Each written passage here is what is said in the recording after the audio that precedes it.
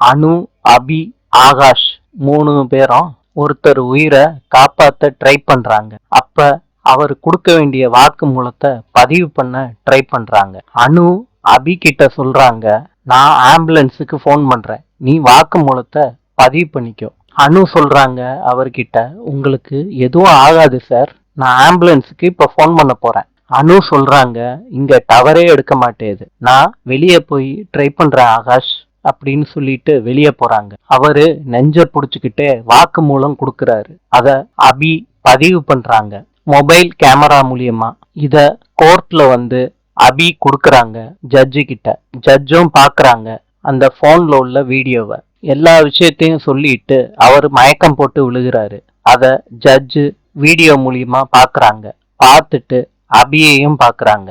இன்று எகிப்தின் தலைநகரம் கெய்ரோ. நாளை சந்திப்போம்.